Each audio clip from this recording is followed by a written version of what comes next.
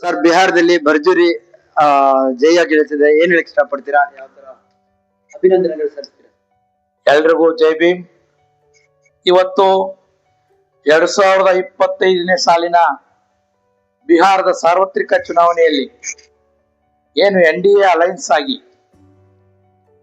ನಮ್ಮ ರಾಷ್ಟ್ರೀಯ ಅಧ್ಯಕ್ಷರಾಗಿರ್ತಕ್ಕಂತಹ ಹಾಗೂ ಕೇಂದ್ರ ಸಚಿವರಾಗಿರ್ತಕ್ಕಂತಹ ಚಿರಾಗ್ ಪಾಸ್ವಾನ್ ಜಿ ಅವರು ಲೋಕ್ ಜನಶಕ್ತಿ ಪಾರ್ಟಿ ರಾಮ್ ವಿಲಾಸ್ ಪಾರ್ಟಿಗೆ 27 ಸೀಟನ್ನ ಅಲೈನ್ಸ್ ಮಾಡ್ಕೊಂಡಿದ್ರು. ಅಲೈನ್ಸ್ ಮಾಡ್ಕೊಂಡಿರುವ ನಿಟ್ಟಿನಲ್ಲಿ ಈಗೇನು 27ರಲ್ಲಿ ಒಂದು ತಿರಸ್ಕೃತಗೊಂಡಿದ್ದು 26 MLAಗಳು ನಮ್ಮ ಪಾರ್ಟಿಲಿ ನಿಂತ್ಕೊಂಡಿದ್ವು.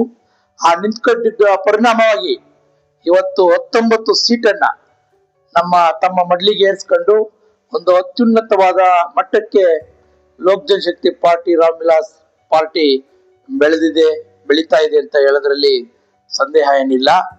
ಆದ್ರೆ ಈ ಹಿಂದೆ ದಿವಂಗತ ರಾಮ್ ವಿಲಾಸ್ ಪಾಸ್ವಾನ್ ಜಿ ಅವರು ಬದುಕಿದ್ದಂತ ಕಾಲದಲ್ಲಿ 33 MLAಗಳು ಇದ್ದದ್ದು ಕೂಡ ನಾವು ನೋಡಿದ್ದೀವಿ.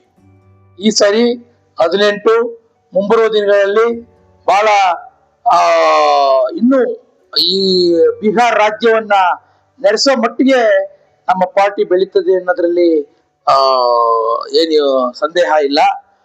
ನಮ್ಮ ಚಿರಾಗ್ ಪಾಸ್ವಾನ್ ಜಿ ಅವರು ಈಗಾಗಲೇ ಸ್ವಾಭಿಮಾನಕ್ಕೆ ಎಲ್ಲೂ ಕೂಡ ಅವರು ಸ್ವಾಭಿಮಾನವನ್ನ ಬಿಟ್ಕೊಟ್ಟಿಲ್ಲ. ಯಾವುದೇ ಪಕ್ಷದಲ್ಲಿ ಅಲೈನ್ಸ್ ಆದ್ರೂ ಕೂಡ ಅವ್ರ ಪಾರ್ಟಿ ಇಲ್ಲಿ ನಿಲ್ಲಿಲ್ಲ. ನಮ್ಮ ಲೋಕ್ ಜನಶಕ್ತಿ ಪಾರ್ಟಿ ನಮ್ಮದೇ ಆದಂತ ಚಿಹ್ನೆ, ನಮ್ಮದೇ ಆದಂತ ಒಂದು ಪಾರ್ಟಿಯ ಗುರುತಿನಲ್ಲಿ ಇವತ್ತು NDAನು ಕೂಡ ಇವತ್ತು ಅಷ್ಟು ಪ್ರಮಾಣದ MLAಗಳನ್ನ ಗೆಲ್ಲಿಸುವಲ್ಲಿ ಬಹಳ ದೊಡ್ಡ ಸಾಧನೆ ಚಿರಾಗ್ ಸಾಹೇಬ್ರಿಗೆ ಸೇರಿರ್ತಕ್ಕಂಥದ್ದು, ಮತ್ತೆ ನಿತೀಶ್ ಕುಮಾರ್ ಅವ್ರಿಗೂ ಕೂಡ ಸೇರಿರ್ತಕ್ಕಂಥದ್ದು. ಇಬ್ಬರನ್ನ ಒಡನಾಡಿಯಾಗಿ ಏನು ಇವತ್ತು NDA ಸರ್ಕಾರ ಇವತ್ತು ಬಿಹಾರದಲ್ಲಿ ಅಧಿಕಾರಕ್ಕೆ ಬಂದಿದೆ.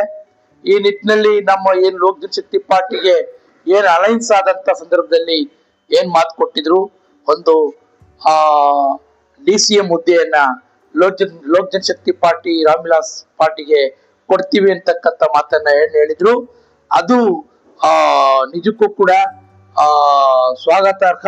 ಮತ್ತೆ ನಮ್ಮ ಪಾರ್ಟಿಲಿ 16 ವರ್ಷಗಳಿಂದ ದುಡಿದಂತವ್ರು, 23 ವರ್ಷಗಳಿಂದಲೂ ಕೂಡ MLA ಆಗಿರ್ತಕ್ಕಂಥವ್ರು ಬಹಳ ಜನ ಇದ್ದಾರೆ. ಅದರಲ್ಲಿ ಅಂತವ್ರಿಗೆ ಯಾರಿಗೆ ಗುರುತಿಸ್ಬಿಟ್ಟು ಕೊಡ್ತಾರೆ ಅಂತಕ್ಕಂಥದ್ದು ನೋಡ್ಬೇಕಾಗಿದೆ. ಆದ್ರೂ ಕೂಡ ಇವತ್ತು ಬಿಹಾರದಲ್ಲಿ ದಲಿತ್ಸ್ ಈ ಏನು ಎರಡು ಜಾತಿ ವಿಂಗಡಣೆ ಆಯ್ತು.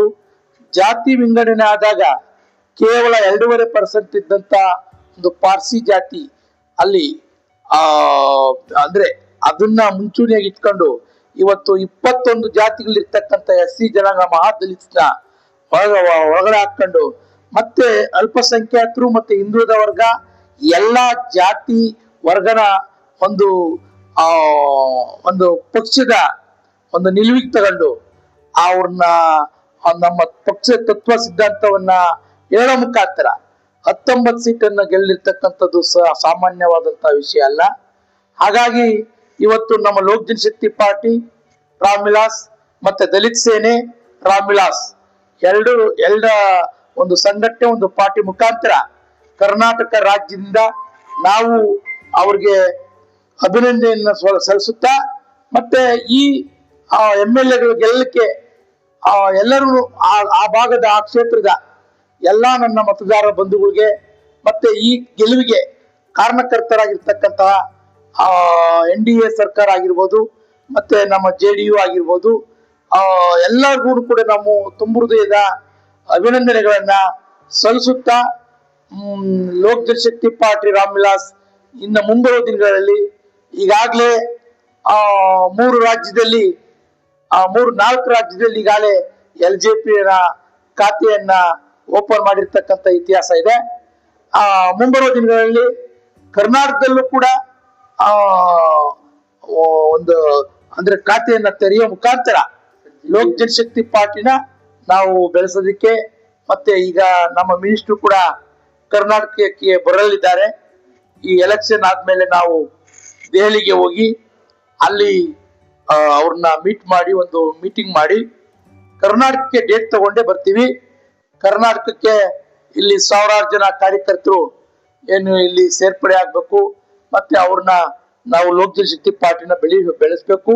ಈ ಕಡೆ ಭಾಗದಲ್ಲೆಲ್ಲ ನಮ್ಗೆಲ್ಲ ಈ 31 ಜಿಲ್ಲೆಯಲ್ಲೂ ಕೂಡ 31 ಜಿಲ್ಲೆಯಲ್ಲೂ ಕೂಡ ಲೋಕ ಜನಶಕ್ತಿ ಪಾರ್ಟಿಯ ಪದಾಧಿಕಾರಿಗಳು ಎಲ್ಲರೂ ಕೂಡ ಅವ್ರದ್ದೊಂದು ಅಂದ್ರೆ ಅವ್ರದ್ದೊಂದು ನಿಲುವಾಗಿದೆ. ಅವ್ರನ್ನ ಕರೆಸ್ಬೇಕಾಗಿರ್ತಕ್ಕಂಥದ್ದು ಒಂದು ಬೇಡಿಕೆ ಆಗಿದೆ. ಹಾಗೆ ಇವತ್ತು ನಮ್ಮ ಲೋಕ ಜನಶಕ್ತಿ ಪಾರ್ಟಿ ಅಂತಕ್ಕಂಥದ್ದು 28 ರಾಜ್ಯದಲ್ಲೂ ಕೂಡ ಬಲಿಷ್ಠವಾಗಿ ಬೆಳೆದು ನಿಂತಿದೆ. ಇವತ್ತು ನಮ್ಮದೇ ಆದಂತ ಒಂದು ಕಾರ್ಯವೈಖರಿಗಳನ್ನ ಮುಂದಿಟ್ಕೊಂಡು ಲೋಕ ಜನಶಕ್ತಿ ರಾಮ್ ವಿಲಾಸ್ ಪಾರ್ಟಿಯನ್ನ ಬೆಳೆಸುವಲ್ಲಿ ನಾವು ಬೆಂಗಳೂರಿನ ಕೇಂದ್ರ ಭಾಗದಲ್ಲಿ ಒಂದು ಕಚೇರಿ ಮಾಡಿ ಚಿರಾಗ್ ಪಾಸ್ವಾನ್ ರವರೇ ಬಂದು ಇದನ್ನ 2017ರಲ್ಲಿ ಉದ್ಘಾಟನೆ ಮಾಡ್ತಾರೆ.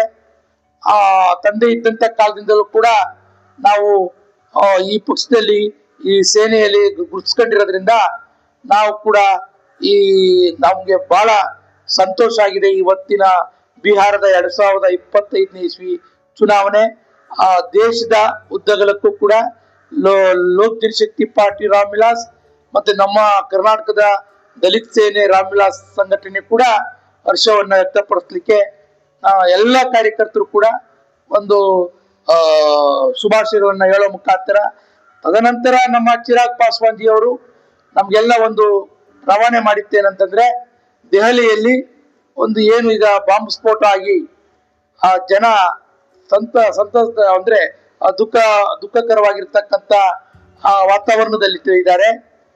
ಹಾಗಾಗಿ ನಾವು ಯಾವುದೇ ಕಾರಣಕ್ಕೂ ಕೂಡ ವಿಜೃಂಭಣೆಯಿಂದ ಆಚರಣೆ ಮಾಡೋದು ಬೇಡ.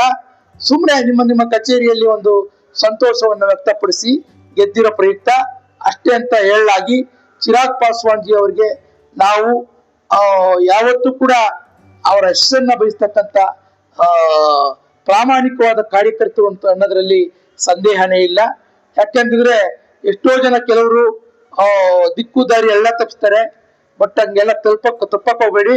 ರಾಮ್ ವಿಲಾಸ್ ಪಾಸ್ವಾನ್ ಮಗ ಚಿರಾಗ್ ಪಾಸ್ವಾನ್ ಅವ್ರದ್ದೇನೇ ಅಸ್ತಿತ್ವ ಇದ್ರು ಕೂಡ ಚಿರಾಗ್ ಪಾಸ್ವಾನ್ಗೆ ಸಲ್ತಕ್ಕಂಥದ್ದು ಚಿರಾಗ್ ಪಾಸ್ವಾನೇ ಸಲ್ಬೇಕು. ಹಾಗಾಗಿ ದಲಿತ ಸೇನೆ ರಾಮ್ ವಿಲಾಸ್, ಲೋಕ ಜನಶಕ್ತಿ ಪಾರ್ಟಿ ರಾಮ್ ವಿಲಾಸ್ ಇವೆರಡೂ ಕೂಡ ಚಿರಾಗ್ ಸಾಹೇಬ್ ಆಶೀರ್ವಾದದಿಂದ ನಡೀತಾ ಇರ್ತಕ್ಕಂಥ ಕರ್ನಾಟಕದ ಒಂದು ಸಂಘಟನೆ ಮತ್ತೆ ಒಂದು ಪಾರ್ಟಿ ಅಂತಕ್ಕಂಥ ಮಾತನ್ನ ಹೇಳಕ್ ಇಷ್ಟಪಡ್ತಾರೆ. ಈಗ ಇಲ್ಲಿ ಕರ್ನಾಟಕದಲ್ಲಿ GBA ಬರ್ತಾ ಇದೆ, ಸೊ ಎಷ್ಟು ಅಭ್ಯರ್ಥಿನ ಆಗ್ಬೋದು ಅಂತೀರಾ? ಯಾವ ತರ ಸಿದ್ಧತೆಗಳು ಮಾಡ್ತಾ ಇದ್ದೀರಾ? ಜಿಲ್ಲಾ ಪಂಚಾಯತ್ ಬಿಬಿಎಂಪಿಗೆ ಈಗಾಗಲೇ ಬಹುಶಃ ರಾಜ್ಯ ಸರ್ಕಾರ ಸುಪ್ರೀಂ ಕೋರ್ಟ್ ಅಲ್ಲೂ ಕೂಡ ಕೇಸಿ ಚುನಾವಣೆ ನಡೀಬೇಕು ಅಂತ ಅಲ್ಲೂ ಕೂಡ ಹೋಗ್ಬಂತು ಮಾಡಿ ಅಂತ ಅವ್ರು ಆರ್ಡರ್ ಮಾಡಿದ್ರು ಕೂಡ ಇಲ್ಲಿ ಕೆಲವು ರಾಜಕಾರಣಿಗಳು ಅದು ಆಗ್ಲಿಕ್ಕೆ ಬಿಡ್ತಾ ಇಲ್ಲ. ಯಾಕೆ ಅಂತಂದ್ರೆ ಅನುದಾನ ಇಲ್ಲ, ಮತ್ತೊಂದಿಲ್ಲ ಮಗದೊಂದಿಲ್ಲ ಅಂತ ದಿಕ್ಕು ದಾರಿ ಎರಡು ತಪ್ಪಿಸ್ತಾ ಇದ್ದಾರೆ ಹಲವಂತ ರಾಜಕಾರಣಿಗಳು.